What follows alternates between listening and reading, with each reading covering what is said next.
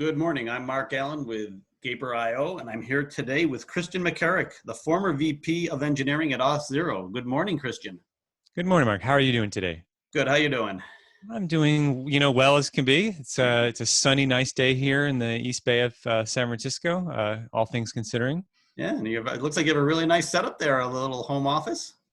Yeah, I did. As I think some of the theme of the show is going to be a little bit about remote. I've been working remote for a couple of years now, and when I first started my job at AuthO, I knew I was going to be a distributed engineer or distributed leader myself. So I was looking around areas. I was looking in front of those backyard little sheds or something else I can do. And this Airstream popped up, I think on Craigslist. And like any technical projects, I said, oh, I'll put maybe a couple $100 into it, and it'll take me a few weeks. Clearly that didn't happen, but it has been a nice kind of respite, especially even now during quarantine, to be able to kind of step outside my house and quote unquote commute to work for the 10 steps and close the door behind me. So. Very nice. So can you share a brief background of yourself and your work experience? Sure. Yeah. I've been in technology for, I'd like to say forever. It's been quite a long time. I actually started back in college. I co-founded a company called hosting.com, which is a very early kind of web hosting company, and did that. Learned a lot of great lessons, good and bad, about what to not do next as you started something in college. And then I've been in technology ever since. I really kind of come into companies and really try to help them go through that growth curve once they get product market fit, trying to help with some maturation of leadership, of process, of technology, help them scale, and usually kind of ending up with an acquisition. Most recently, I was at AuthO for a couple of years. And AuthO is an identity as a service company. We provide authentication, authorization services to other companies similar to like a Twilio or a Stripe with developers using their services. They use ours to do identity services. Oh, very nice. So what's been your experience with remote employment, both as a remote employee and employer? It has been good, and there's positive and negative, right? I'll definitely put it that way. As kind of an engineering leader for a while, I have managed teams in, I would say, remote offices for quite a while, and I've managed a couple of the work from home people here and there. But this was my first time really running a team at scale that was really truly globally distributed, as well as myself. And I think the important thing to running a team that is very widely distributed is having leadership that is also sort of working from home themselves, right? If you have to eat their own dog food, you really get a sense of the empathy of what your employees and your team members are actually having to go through and their struggles. And I think it makes you a lot more able to create an environment that's then more conducive to supporting remote work if you're remote yourself. As far as, challenges, I think there are certainly benefits. More being able to focus more is one of the things I get from a lot of people, right? Being able to get in the zone, especially as programmers, you kind of get into that flow. Uninterrupted work can be really positive. Some of the downsides are you not really knowing when to turn off. I'm sort of lucky, but as a leader, I don't think you can ever turn off, the higher you go in any organization. But I think it's been helpful for me to have this sort of separate space. And I always encourage my employees to, what's your thing that you do every day to start work and finish work, right? Is it closing the laptop? Is it closing maybe you have a spare bedroom or something else, like closing the door for the day, making sure you have some type of thing that you do every day that sort of mentally transitions you from work to home, I think is certainly super important. Yeah, no, I agree. For me, it was going to the gym. Yep. My favorite gym has classes every day at 5:30, and that's what I did. Mm-hmm. Yeah, because it's so important, because without that demarcation of, you can just bleed into everything, and it's certainly not healthy. So even during the day too, I encourage people to put things on their calendar, like whether it's going to the gym at lunch or afternoon or walking their dog, like putting these things on so they have have a known break. Because working in an office, normally you'll maybe get up, you'll go to another building or another room or another floor to go to a meeting, and you have those breaks. But working from home, sometimes it can be like Zoom after Zoom after Zoom after Zoom, which can get to you. Yes, I know that. Especially everyone now I think is getting a taste of some of the aspects and facets of working from home and being remote, but it's certainly not a normal environment, even working from home today. Yeah. And just out of curiosity, did you have a remote team that was in one spot, or did you have remote developers all over either the country or the world? Yeah, AuthZero is interesting. The company itself is just over 50% distributed, like people working from home. And my team at AuthZero was about 80%, just under 80% distributed. We had a couple of hubs, one around Bellevue, one in Buenos Aires, Mm, and one in the kind of in Europe. But predominantly it was, I think, 18 countries and a lot of time zones. And I think, frankly, the geographic distribution is less uh, challenging than the time zone distribution. hmm. Yeah, I usually work that out. So, what do you think is the future of remote employment, and what do you think could be done differently to make it more effective? I think even before this sort of this COVID happened, I believe strongly that the future is an increase in remote or distributed work. You know, I think in areas like the Bay Area, I know you're in the Bay Area, when you Mhm, start looking at, you know, multi-million dollar 2-bedroom houses, you know, that are in poor shape, that's just not sustainable in the long run, right? mhm, I think that I think companies right now are realizing that it is possible. Now, I'm not saying we're going to go from every company is going to suddenly be, you know, everyone's going to be distributed 100%, but I think the future certainly has been trending this direction, and I mhm, think it's definitely going to continue. Um, I think that one of the as a as a senior sort of executive leader myself, I think one of the things you don't see very much is you'll see maybe more support for distributed work, maybe at the individual contributor level or maybe at the line manager level, but it gets less and less, I think, the higher you go. mhm, So I think one of the things that has to change, or at least be much more supported, is the fact that people will have career progression if they're not, say, in the home office, mhm, right? Or if they're not in an office. Because I think that's the thing that will, I think, really put a cap or a ceiling on how quickly and widespread that remote working becomes. Because if people can't feel like they can ever advance in a certain company, you know, that's a dead end job and no one really wants to do that. yeah, no, I agree. It's funny. I've talked to a bunch of startups recently, and you know, they start out as remote because it'll be people that met each other in college. You know, they're from Sure. different areas, and they had a great idea, and Hmm. they said, "Hey, I don't want to move. I don't." Well, they just start remote, and Yep. they grow from there. Which is the genesis story of the two founders of AuthZero.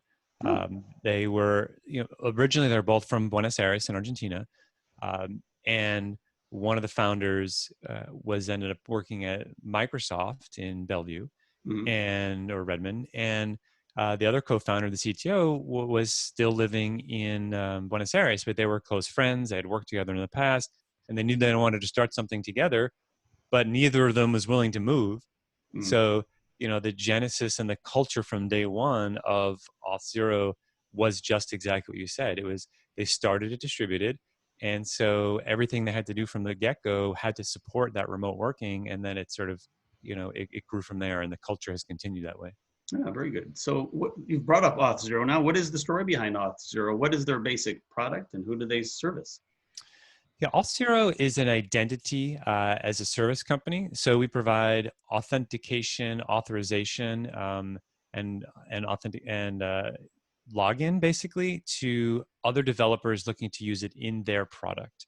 So if you've ever used an Atlassian product, if you ever use any number, if you go to the IKEA website, you know, and sort of thousands of others, it's sort of an Intel Inside type thing. You might not know you're using Auth0, but as you log in, you know, Auth0 is taking care of the compliance issues, whether that's GDPR or California privacy, all of the security and penetration and all the things there that are important, because our premise was it was a company founded by developers for developers to make sure that developers and companies could focus on their value and their value proposition, not having to worry about, you know, log in, right? Because Mhm, most people think it's easy. It's really not, especially No.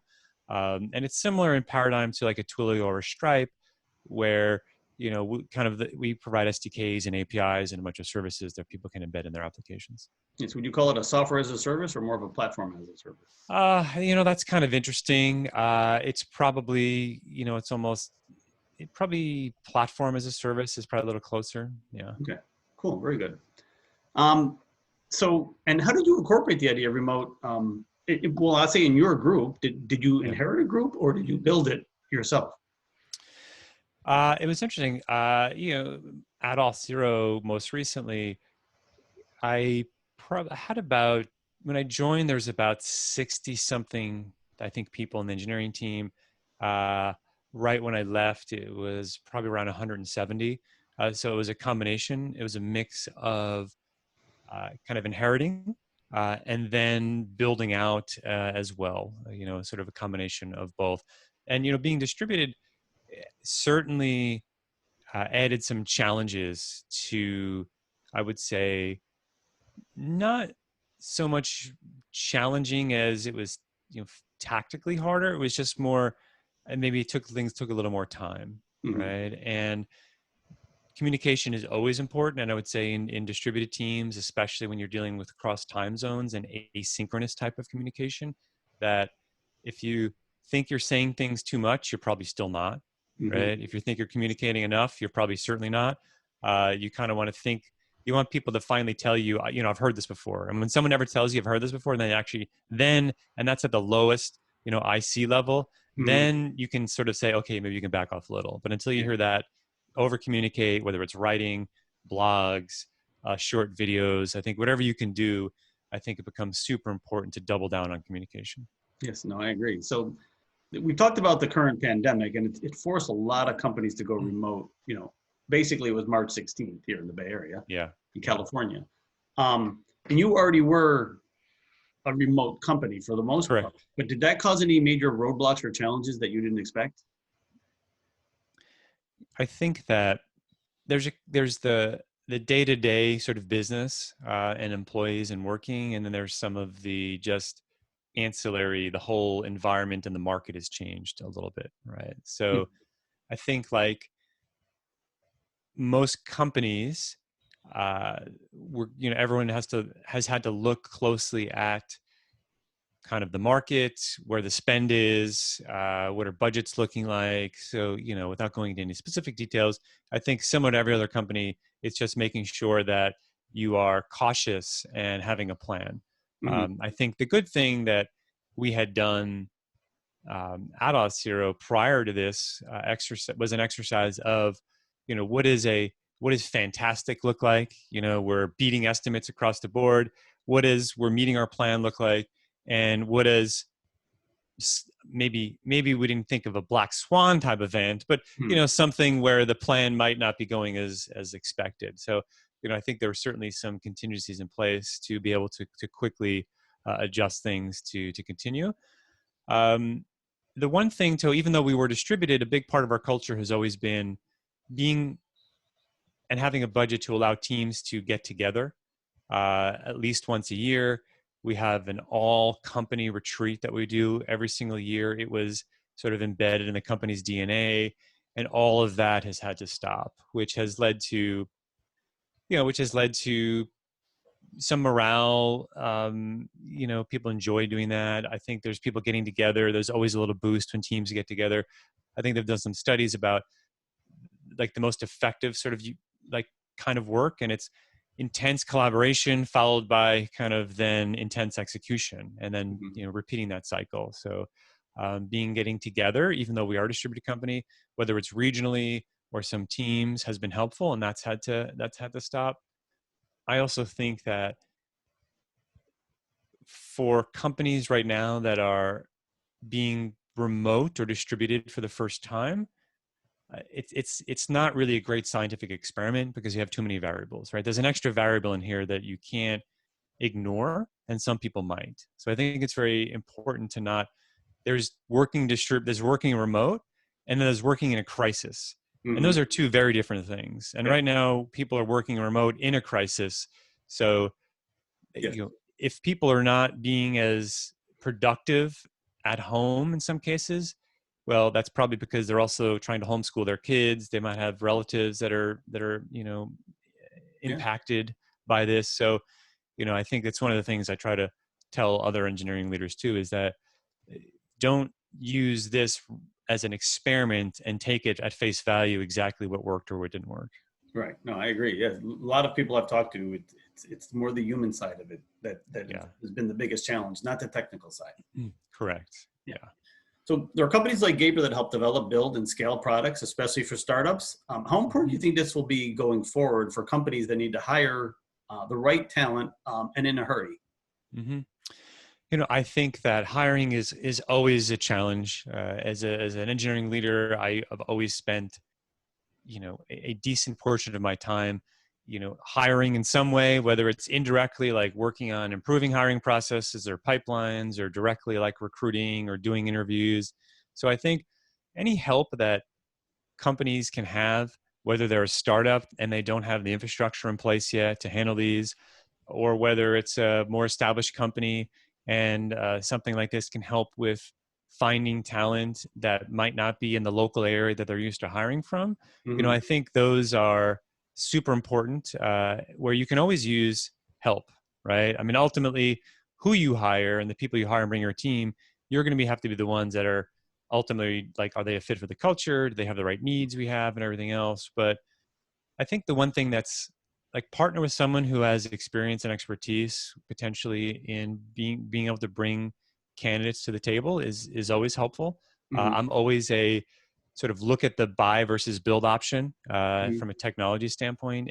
As Yeah. anything, we don't need to reinvent the wheel. No, everything needs to be vetted properly. Does it meet your needs and all that? I think it's great. I think this is another opportunity too, in this environment, if you're looking to hire distributed now for the first time, where if you're concerned about diversity and you're concerned about diversity hires, I think one of the things we've found from hiring, being able to be hired from anywhere, is that we can give opportunities to members of underrepresented groups that might not have the privilege to say live in the Bay Area and pay these prices Mm-hmm. to live here.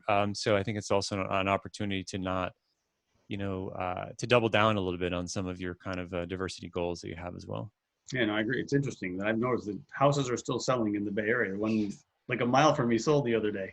Yeah, It's really it's hard to imagine, but it's happening. yes, it is. So we are a little bit isolated, but I don't think that's going to last forever. Yeah, I agree with you on that. Well, Christian, it was great talking to you today. I wish you luck in your next venture, wherever that may be. And Absolutely. thank you for your time today. Yeah, no, absolutely, Mario. I always enjoy talking about technology and distributed work and everything else. So, and to meet fellow kind of leaders. So, yeah, thank you very much. All right. Have a great day. You as well.